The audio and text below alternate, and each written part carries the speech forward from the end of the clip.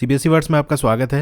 तो आज की इस वीडियो में हम क्लास 10 हिस्ट्री का फर्स्ट चैप्टर जिसका नाम है the rise of nationalism in Europe, उसका सोर्स सी डिस्कस करने वाले हैं।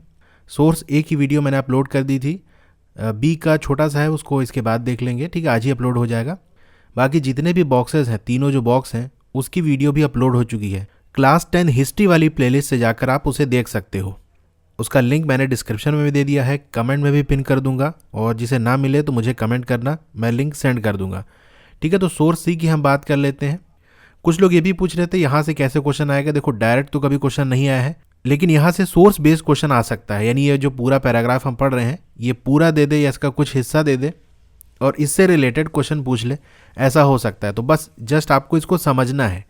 तो इसका टॉपिक है how were liberty and equality for women to be defined, यानी महिलाओं के लिए लिबर्टी यानी स्वतंत्रता, आज़ादी और जो बराबरी है, समानता है, उसको किस तरह से हम डिफाइन करेंगे। एक लिबरल पॉलिटिशियन थे, यानी आज़ादी की लड़ाई लड़ने वाले, आज़ादी की सोच रखने वाले, उनकी बात हो रही है। उनका नाम था कार्ल विल्कर। ये elected member of Frankfurt parliament थे, यानी फ्रैंकफर्ट पार्लियामेंट में ये सांसद थे। वो अपना व्यू एक्सप्रेस करते हैं, यानी वो क्या सोचते हैं, कार्ल विल्कर की क्या सोच है वो ये बताते हैं। तो उनकी सोच ये है, वो कहते हैं कि nature has created man and women to carry different function, यानी नेचर ने, कुदरत ने आदमी और औरत को अलग अलग काम करने के लिए बनाया है। आदमी कैसा होता है, द स्ट्रॉन्गर, यानी वो मजबूत होता है, बोल्डर, यानी वो कॉन्फिडेंट होता है, वो घबराता नहीं है, and freer of the two, यानी आदमी औरत में आज़ाद कौन होता है, आदमी होता है, ये इनका मानना है।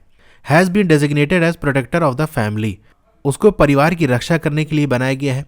इट्स प्रोवाइडर, यानी परिवार को प्रोवाइड करता है जो भी चीज़ों की ज़रूरत होती है, जैसे घर, कपड़ा, मकान, ये सारी चीज़ें प्रोवाइड करता है। Meant for public task in the domain of law, ये लोगों के काम करने के लिए बनाया गया है। किस फील्ड में, कानूनी फील्ड में, यानी जितने कानूनी काम लोगों के होते हैं वो कौन करता है, आदमी करता है। ये उस टाइम की बात हो रही है। उस टाइम महिलाएं इतना ज़्यादा बाहर का काम नहीं करती, तो उनको इतना अधिकार नहीं था। तो उस टाइम के हिसाब से बात हो रही है। तो ये कह रहे हैं कि जितने भी कानूनी काम है वो कौन करता है, आदमी करता है। प्रोडक्शन, यानी कोई भी फैक्ट्री वगैरह सामान बन रहा है तो वो भी आदमी करता है। डिफेंस वगैरह के अंदर जैसे फौजी वगैरह हो गए, सोल्जर, ये सब कौन बनता है, आदमी बनता है। उस टाइम तो ऐसा ही था। अब ये महिलाओं की बात करते हैं, वुमेन की बात करते हैं, और कहते हैं कि ये क्या है, वीकर है, यानी कमज़ोर है। डिपेंडेंट है, यानी किसी न किसी पे डिपेंड रहना पड़ता है। अगर शादी नहीं हुई तो फादर पे, यानी अपने पेरेंट्स वगैरह पे, और शादी के बाद हस्बैंड पे डिपेंड रहना पड़ता है। टिमिड है, यानी डरपोक, कायर। Requires the protection of man, यानी आदमी की रक्षा की ज़रूरत होती है कि आदमी औरत की रक्षा करे। हर स्फीयर इज़ होम, उसकी जो दुनिया है, उसका जो क्षेत्र है, एरिया है जहाँ उसको रहना है, वो उसका घर ही है। बच्चों की देखभाल करना और परिवार को पालना, ये किसकी जिम्मेदारी है, औरत की जिम्मेदारी है। आगे ये कहते हैं क्या और भी कोई प्रूफ की ज़रूरत है, इतने सारे डिफरेंस जो दे दिए, इसके अलावा और भी डिफरेंसेस की ज़रूरत है। Equality between the sexes would only endanger harmony and destroy the dignity of the family. और ये कहते हैं कि अगर इक्वालिटी की बात करेंगे, यानी आदमी औरत की इक्वालिटी की बात करेंगे, तो इससे क्या हो जाएगा, जो हार्मनी है, यानी जो एकता है, वो खतरे में पड़ जाएगी, और जो परिवार की डिग्निटी है, गरिमा है, परिवार की जो शान है, वो डिस्ट्रॉय हो जाएगी, बर्बाद हो जाएगी, अगर इक्वालिटी की हम बात करेंगे। तो ये तो हो गया सांसद जी की बात। अब आगे लुइसी ओटो पीटर्स, ये एक महिला थी और क्या थी, पॉलिटिकल एक्टिविस्ट, यानी राजनीतिक कार्यकर्ता थी। इन्होंने फाउंड किया था अ वुमेन्स जर्नल। जर्नल क्या होता है, एक तरह की मैगजीन या न्यूज़पेपर होता है जो किसी खास टॉपिक पे बनाया गया होता है। जैसे मेडिकल जर्नल हो गया, वहाँ मेडिसिन और डिजीजेस के बारे में बात होगी। बिजनेस जर्नल्स हो गया। उसी तरीके से वुमेन्स जर्नल इन्होंने फाउंड किया, यानी ये पब्लिश करती थी, जहाँ महिलाओं के बारे में बात होती थी, उनके हक के बारे में बात होती थी। And subsequently a feminist political association, एक फेमिनिस्ट राजनीतिक संगठन भी इन्होंने बनाया। ये फेमिनिस्ट क्या है, थोड़ा इसे समझ लेते हैं। तो फेमिनिस्ट का मतलब होता है awareness of the women's right and interest. Awareness मतलब नॉलेज, किसी चीज़ की जानकारी हो। किस चीज़ की जानकारी, वुमेन्स राइट, यानी महिलाओं के अधिकार और उनके इंटरेस्ट, उनकी जो चाहत है। Based on the belief of the social, economic and political equality of genders, और किस चीज़ पे बेस्ड हो, इस विश्वास पे कि समाज में जो भी जेंडर है, मतलब मेल और फीमेल, महिला और पुरुष, दोनों ही समाज में उनको बराबर स्टेटस मिलना चाहिए, इक्वालिटी होनी चाहिए, इकोनॉमिक इक्वालिटी होनी चाहिए, यानी कोई भी, चाहे आदमी हो या औरत, वो जो भी इकोनॉमिक एक्टिविटी करना चाहे, कोई बिजनेस चलाना चाहे, कोई फैक्ट्री लगाना चाहे, तो वो कर सके। पॉलिटिकल इक्वालिटी होनी चाहिए, यानी आदमी औरत दोनों लोगों के लिए उनको वोट देने का अधिकार, इलेक्शन में खड़े होने का अधिकार मिलना चाहिए। अगर शॉर्ट में मैं इसका मतलब बताऊं कि फेमिनिस्ट हम किसे कहेंगे, जो जेंडर इक्वालिटी की बात करता हो, यानी दोनों जेंडर बराबर हैं, खास तौर से जो महिलाओं की हक के बारे में बात करें कि महिलाएं भी आदमी के बराबर हैं, ठीक है, उसे हम फेमिनिस्ट कहेंगे और इसी आइडिया को फेमिनिज्म कहते हैं। तो जैसे कि हमने देखा उन्होंने जर्नल पब्लिश किया था एक न्यूज़पेपर के फॉर्म में। तो जो पहला इशू उनके न्यूज़पेपर में छपा था 21 अप्रैल 1849, उसके अंदर ये एडिटोरियल था, यानी न्यूज़पेपर वगैरह के अंदर जो आर्टिकल छपता है ना वो एडिटोरियल कहलाता है। क्या छपा था उसके अंदर? Let us ask how many men possessed by the thought of the living and dying for the sake of the liberty. चलिए हम पूछते हैं कि कितने आदमी पॉजेस्ड मतलब किसी चीज़, कोई चीज़ हावी हो, जैसे यहाँ पर थॉट की बात हो रही है, जैसे कुछ चीज़ होती है, कुछ चीज़ हम सोचते हैं, यानी ऐसी सोच जो हर वक्त हमारे दिमाग में चल रही हो। यानी कितने आदमी ऐसे हैं जो हमेशा इस बारे में सोचते रहते हैं कि हम इस लिबर्टी के लिए, आज़ादी के लिए जीने और मरने को तैयार हैं। यानी हर वक्त वो आज़ादी के बारे में सोचते हैं, इतना सोचते हैं कि वो उसके लिए जी सकते हैं, उसके लिए मर सकते हैं। तो ऐसे लोग जो आज़ादी के लिए जीने मरने को तैयार हैं, तो इनमें से कितने लोग तैयार हैं for the freedom of the entire people, यानी सभी लोगों की आज़ादी के लिए इनमें से कितने लोग तैयार हैं? मतलब सारे ही इंसानों की बात हो रही है। आज़ादी के लिए तो वो तैयार है, लेकिन क्या वो आज़ादी सिर्फ लिमिटेड है, कुछ ही लोगों की आज़ादी की बात हो रही है, या सारी इंसानियत की आज़ादी के लिए वो जीने और मरने को तैयार है? जब उनसे ये सवाल पूछा जाता है ना, तो बहुत आसानी से वो कहते हैं हाँ हाँ ठीक है, सारी इंसानियत के लिए हम तो लड़ रहे हैं और सारी इंसानियत के लिए हम कोशिश कर रहे हैं। Though their untiring efforts are intended for the benefit of the only half of the community. लेकिन उनकी जो अनटायरिंग मतलब ऐसी मेहनत, ऐसी कोशिश जो अथक है, यानी बिना थके बिना रुके कोशिश जारी है, तो उनकी जो कोशिश है वो सिर्फ आधी इंसानियत के लिए है, हाफ ऑफ द ह्यूमैनिटी।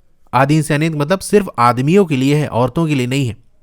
अब जो लिबर्टी है, जो स्वतंत्रता है, आज़ादी है, वो इनविजिबल है, वो दिखाई नहीं पड़ती। जैसे हमने चैप्टर में पढ़ा है कि लिबर्टी का एक एब्स्ट्रैक्ट आइडिया है जिसको आप देख नहीं सकते, उसका कोई इमेज नहीं है, उसका वेट और साइज कुछ नहीं है। उस एडिटोरियल में आगे लिखा था free men therefore must not tolerate to be surrounded by the unfree, कि जो आज़ाद आदमी है ना, उन्हें ये चीज़ बर्दाश्त नहीं करनी चाहिए कि उनके आसपास अनफ्री लोग हों, यानी वो लोग जो आज़ाद नहीं हैं। कहने का मतलब ये है कि महिलाओं को भी आज़ादी मिलनी चाहिए ताकि उनके आसपास भी लोग आज़ाद रहें। एक एनोनिमस रीडर है उस न्यूज़पेपर का जिसका एडिटोरियल हमने अभी ऊपर पढ़ा। एनोनिमस का मतलब वो गुमनाम है, उसका कुछ नाम आता पता नहीं है, बस एक पढ़ने वाला है, हो सकता है उसने लेटर वगैरह लिख के दिया होगा। हाँ, तो ये देखो लिखा हुआ है सेंट अ लेटर, उसने एक लेटर लिखा था, उसमें अपना नाम वगैरह नहीं लिखा, और एक लेटर भेजा था एडिटर को जिसने उस न्यूज़पेपर में ये ऊपर वाला आर्टिकल छापा था। ऑन 25 जून 1850 को उसने लेटर भेजा। उस लेटर के अंदर क्या लिखा था वो हम देखते हैं। इट इज़ इंडीड, यानी वाकई में, रिडिकुलस यानी बिल्कुल बेहुदा, बकवास, एंड अनरीजनेबल यानी इसका कोई रीज़न नहीं है, to deny the women political rights even though they enjoy the right to property which they make use of. यानी ये बिल्कुल बकवास सी चीज़ है और इसका कोई रीज़न नहीं बनता कि आप महिलाओं को अधिकार ना दो, जबकि उनको राइट टू प्रॉपर्टी मिल चुका है। यानी ये 1850 की बात हो रही है, उस समय महिलाओं को प्रॉपर्टी रखने का अधिकार था, वो ज़मीन वगैरह, फैक्ट्री वगैरह लगा सकती थी। तो कहा जब राइट टू प्रॉपर्टी मिल चुका है और उसका वो इस्तेमाल कर रही हैं, प्रॉपर्टी बना रही हैं, तो भैया पॉलिटिकल राइट्स आप क्यों नहीं दे रहे हो? ये तो बिल्कुल बकवास सी बात हो गई। और महिलाओं के बारे में ये क्या कहते हैं कि the perform functions and assume responsibility, वो फंक्शंस परफॉर्म करती हैं, यानी जो भी काम है वो करती हैं, वो जिम्मेदारियाँ उठाती हैं, without however getting the benefit that accrue to the men for the same. यानी वो फंक्शंस परफॉर्म करती हैं और जिम्मेदारियाँ उठाती हैं, लेकिन जितना बेनिफिट आदमी को मिलता है उतना इनको नहीं मिलता। ऐसा अन्याय क्यों? Is it not a disgrace, क्या ये शर्म की बात नहीं है that even the stupidest cattle herder possess the right to vote, यानी जो बिल्कुल मूर्ख है, स्टूपिड है, कैटल हर्डर यानी पशु वगैरह पालने वाला, यानी बिल्कुल मूर्ख बेवकूफ़ पशु पालने वाले को भी वोट का अधिकार है, सिर्फ इसलिए क्योंकि वो आदमी है। Whereas the highly talented women owing the considerable property, यानी वो महिला जो कि बहुत ज़्यादा टैलेंटेड है, उसके पास एक अच्छी खासी प्रॉपर्टी भी है, लेकिन उसे एक्सक्लूड कर दिया गया है इस अधिकार से, यानी वोट नहीं दे सकती। बहुत टैलेंट है, बहुत प्रॉपर्टी है, ठीक है, लेकिन वोट नहीं दे सकती। Even though they contribute so much to the maintenance of the state, यानी वो इतना ज़्यादा उनका योगदान है, उनका कॉन्ट्रीब्यूशन है स्टेट यानी देश को मेंटेन करने के लिए, लेकिन फिर भी उनको इस अधिकार से, वोट देने के अधिकार से एक्सक्लूड किया गया है। तो यहाँ बेसिकली वुमेन्स के वोट देने के अधिकार के बारे में बात की गई है, और ओवरऑल अगर हम पूरे इस सोर्स की बात करें तो यहाँ महिलाओं के हक की बात की गई है, स्पेशली पॉलिटिकल राइट्स। ठीक है, तो आप ये सोर्स आई थिंक समझ गए होंगे, इससे रिलेटेड जो भी क्वेश्चन आएगा वो आपसे हो जाएगा। अब इसके बाद बहुत जल्दी सोर्स जो आपका बी वाला है उसकी वीडियो आ जाएगी, सब आपको क्लास 10 हिस्ट्री वाली प्लेलिस्ट में मिल जाएगा।